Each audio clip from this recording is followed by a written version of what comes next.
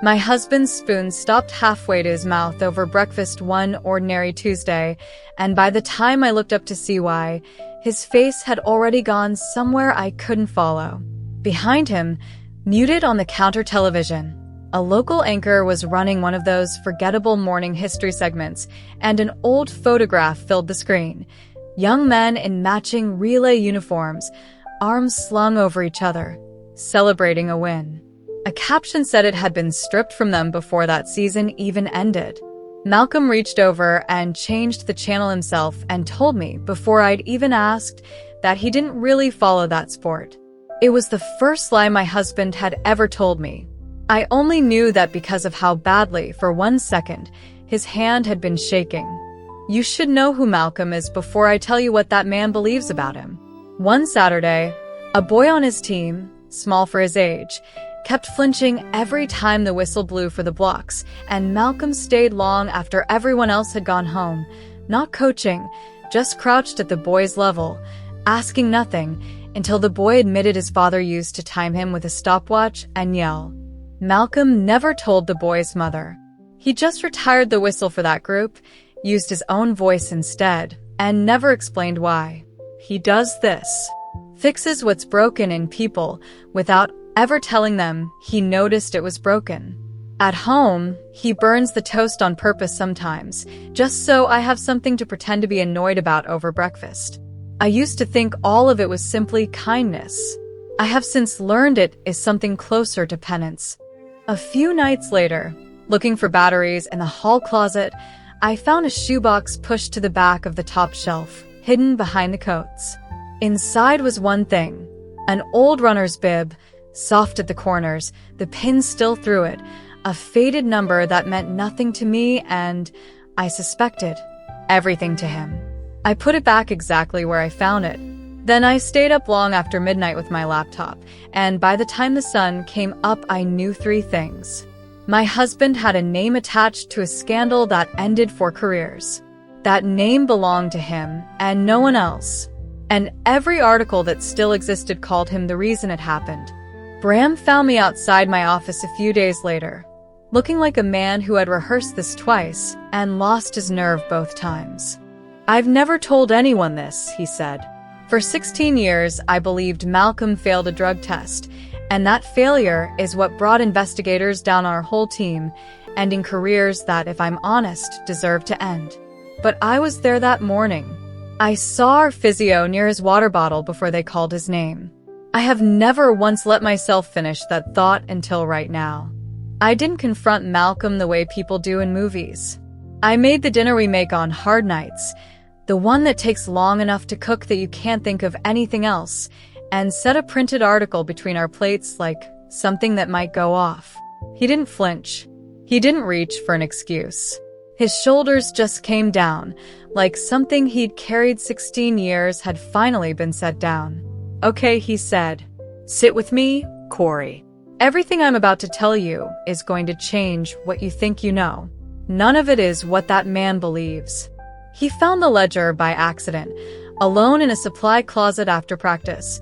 A cooler that didn't belong there, a list of names that did. His own wasn't on it. Every teammate's was. He took it straight to Roland Voss, the coach the whole team loved, and said he was going to report it. Voss didn't get angry. He put a hand on Malcolm's shoulder, the same hand he used for team photos, and smiled. I'm glad you came to me first, he said. Good men handle things quietly. There's a test moving through the squad this week, he added, almost as an afterthought. 1 athlete at a time. Malcolm believed, for exactly 1 night, that quiet meant safe. The morning of his test, Ingrid handed out water from the cooler herself, which she never did, smiling, telling him he looked dehydrated. He remembers the cup sweating in his hand and choosing, because she was smiling, to be polite instead of careful. His sample came back positive. Not close. Not a technicality. Positive for exactly what the rest of the team was using, while every other result that week came back clean, exactly the way Ingrid's system always made sure they would. Sabotage. dressed up so carefully as concerned that some nights he can still taste that water and feel tired instead of angry.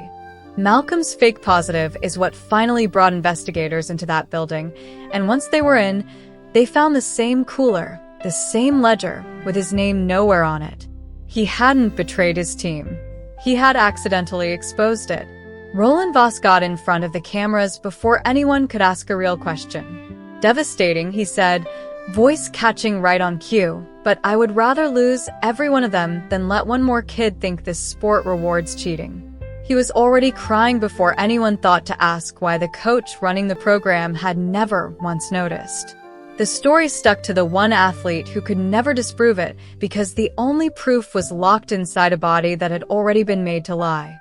Not long after, I learned why now mattered. The Federation was about to name Roland Voss its new director of athlete wellness and clean competition, the seat that oversees drug testing for every rising athlete in the country. Smiling beside him in the announcement photo, still trusted, still his physio, was Ingrid Monroe, now assigned to the Federation's most promising junior sprinter. A 17-year-old named Noor, grinning at a camera the way Malcolm used to. Malcolm went to one of Noor's meets, just to watch, standing at the fence like any other alumni parent. He watched Ingrid hand her a bottle from a cooler that had no business being on that side of the track, smiling the exact same smile, angled so no camera would catch it. Noor drank without looking up, already trusting her the way Malcolm once had. She ran her race and didn't finish it clean, stumbling out of the blocks, weaving in her lane, going down hard on the backstretch in front of everyone. They took Noor off the track on a stretcher. Malcolm called me from the hospital parking lot, and I have never once heard my husband's voice do what it did in that call. She's at the hospital, he said. They're saying dehydration, maybe a virus, maybe heat. Nobody here knows what I know. Nobody here knows to test for what actually did this. Underneath his words, I could hear the exact fear of a man watching his own worst year happen to someone else's child. I stood in my kitchen holding the phone and understood, all at once, that this had stopped being a story about clearing my husband's name. A 17-year-old girl was in a hospital bed. We were the only two people alive who knew why. Roland Voss came to our house himself, not long into Noor's hospital stay, in an expensive quarter zip that had never once touched real weather. He smiled at me like we were already friends.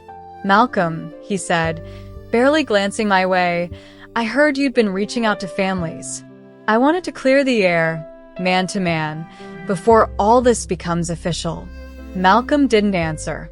Voss let the silence sit, then said, almost gently, nobody who's actually clean has ever needed to explain themselves this many times. At the door he paused, like he'd almost forgotten something. Your clinic still takes Federation referrals, doesn't it? I'd hate for anything to get complicated there. Then he looked at me directly for the first time all evening. I found my voice before he found his car. There's a girl in a hospital bed right now, I said, because of exactly what you did to my husband 16 years ago.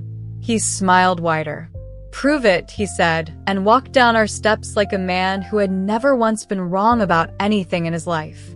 That night Malcolm went to the closet, to a fireproof box I had always assumed held our passports, and opened it like it might still bite him. Inside was a single folded document, a lab technician's original chain of custody log, copied before it was quietly amended, showing his sample had been pulled from storage and resealed well outside protocol, days after it should have been sealed for good. Insurance, in case anyone ever ordered a clean retest.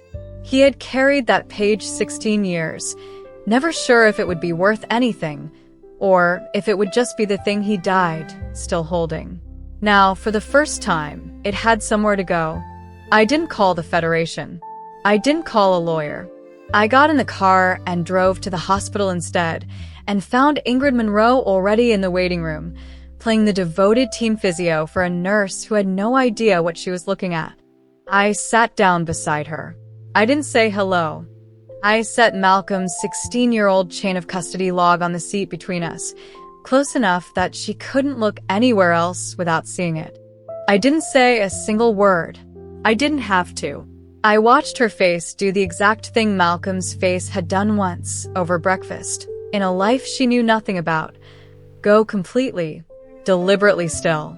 Everything after that moved faster than 16 years had any right to. Bram gave a filmed statement.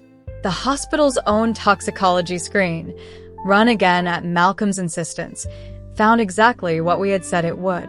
Noor's mother got the truth before the week was out, along with an apology. She said she would remember longer than the fear. Roland Voss withdrew his name from consideration before the Federation had to. The word the statement used was regrettable. It is the word men like him always reach for. Noor recovered. Malcolm gave his own statement not long after, plainly, the way he'd practiced it at our kitchen table, and for the first time in 16 years people said his name, without the word cheat anywhere near it. He still burns the toast on purpose sometimes.